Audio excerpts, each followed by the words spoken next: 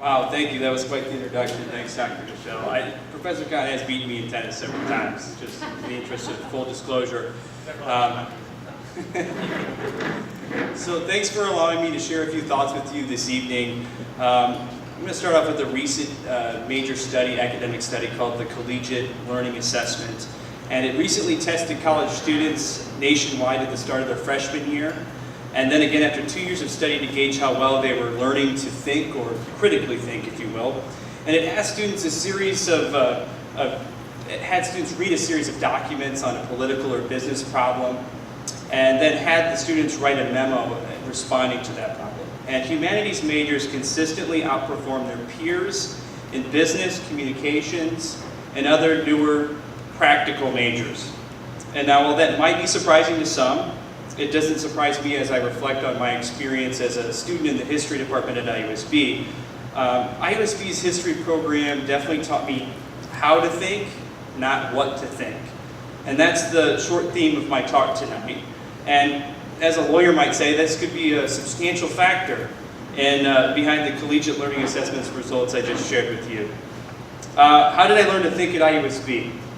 Well, part of it was me picking what I really liked. It was sort of a selfish, I love history, I'm going to study history, and therefore, once I embed myself in the subject matter, my skills are going to develop from the passion of being interested. I'm going to actually read the books, I'm going to put the time in, and I'm not really going to look that far ahead. I'm going to let the skills develop organically based on the passion, and then let the grades develop, and perhaps the confidence to develop and learn other things.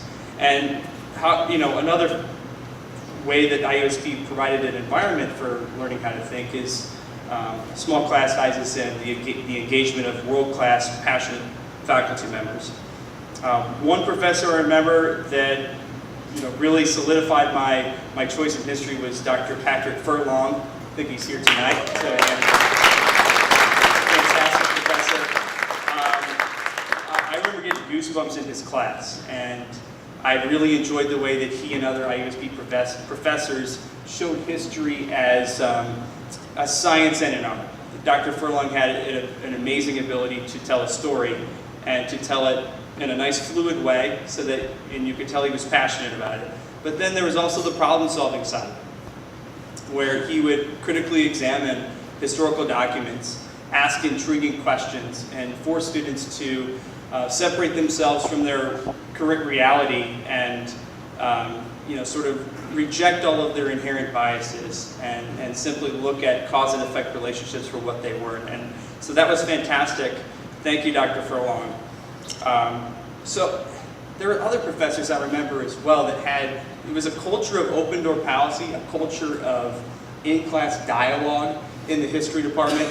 A couple professors I'd like to call out are Dr. Haley Freuslin, Dr. Jonathan Nichelle, and there are a couple that are no longer at IUSB, sadly. Dr. Isabel O'Connor and James Allegra were great mentors for me. What I enjoyed about, and how did I learn how to think in this environment, was the classroom environment coupled with the sort of open door policy and the writing process, because that's at the heart of the history program, is learning how to write and communicate.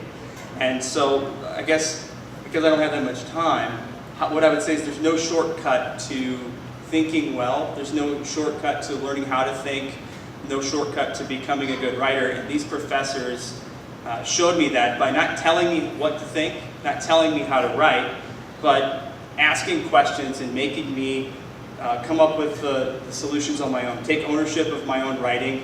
I could rejoice in those successes, and there are also many failures. Fortunately, no Fs. But,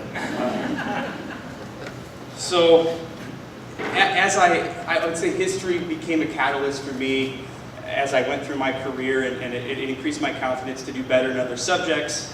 I did get into law school and had a successful stint there. And I would say that IUSB, I would credit IUSB's history program because law school is basically just writing, for giving me the skills the foundation to succeed there. In terms of my legal career at Rolls-Royce and Goldman Sachs, yes, we are looking out for the little guy. Notice I'm not there anymore. I am challenged daily to critically think and problem solve, to develop the facts as I did as an IUSB student, to communicate legal advice to legal executives, or to business executives and leaders. And what I can say in representing some of the largest companies in the country and working for Rolls-Royce right now is business leaders love humanities majors. They need people who are good at explaining the facts, who are good at editing, and who can visualize things in creative ways.